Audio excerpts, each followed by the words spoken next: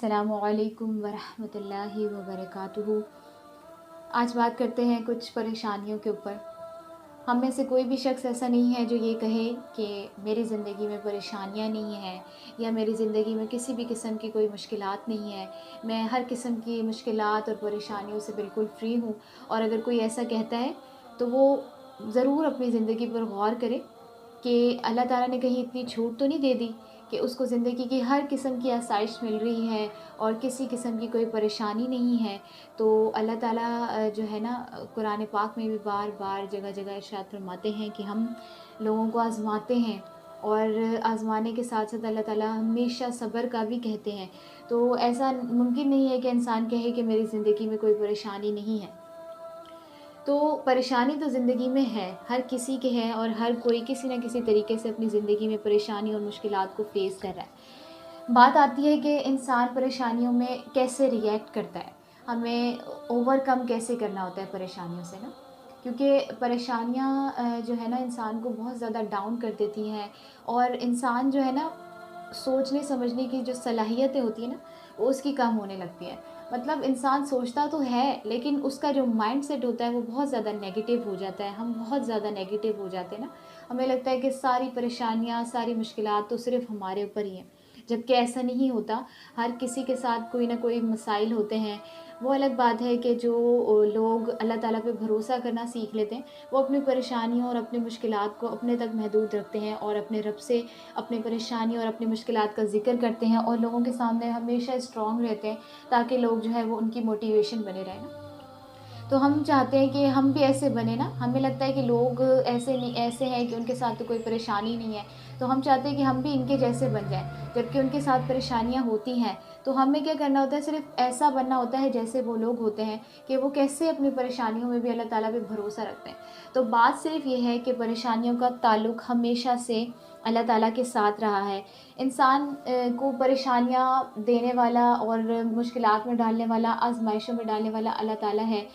وہ الگ بات ہے کہ پریشانیاں اور مشکلات ہماری اپنی کھڑی کی گئی ہوتی ہیں، کیونکہ اللہ تعالیٰ تو بندوں پر ظلم نہیں کرتے، ذرا برابر بھی ظلم نہیں کرتے اللہ تعالیٰ، لیکن آزمائش اللہ تعالیٰ اپنے بندوں پہ ضرور ڈالتے ہیں تاکہ انہیں آزمائیں۔ تو ہم نے کیا کرنا ہوتا ہے کہ ہم نے اس پریشانی میں یا اس آزمائش میں جو ہے وہ اللہ تعالیٰ کی آزمائش پہ پورا اترنا ہوتا ہے تاکہ اللہ تعالیٰ ہمیں چن لینا۔ تو ہم نے جب اللہ تعالیٰ کے لیے اللہ تعالیٰ کو پروف کر کے دکھانا ہوتا ہے کہ اللہ تعالیٰ ہم ہیں، ہاں ہم پروف کرتے ہیں اور ہم آپ کو دکھاتے ہیں کہ ہم آپ کی پریشانیوں اور مشکلات میں جو ہے وہ کھڑے ہوئے۔ تو انسان جب سب سے پریشانی اور مشکلات سے نکلنے کے لیے جو ایک ہی بات اور ایک ہی کی پوائنٹ ہمیشہ سے رہا اور ہمیشہ رہے گا کہ انسان یہ ایڈمٹ کر لے کہ یہ جو پریشانی آئی ہے یہ اللہ تعالیٰ کی طرف سے آئی ہے، اور جس نے یہ پریشانی یا مشکلات یا جو آزمائش مجھ پر ڈالی ہے وہی مجھے اس سے نکالے گا، تو انسان بالکل فری ہو جاتا ہے ہر قسم کی ٹینشن سے۔ اور انسان جو ہے نا، ہم کیا کرتے ہیں کہ ہم مشکل میں جو ہے وہ اپنے آپ کو جو ہے نا بالکل ڈھیلا چھوڑ دیتے ہیں، ہم اس کے حل نہیں ڈھونڈتے۔ ایک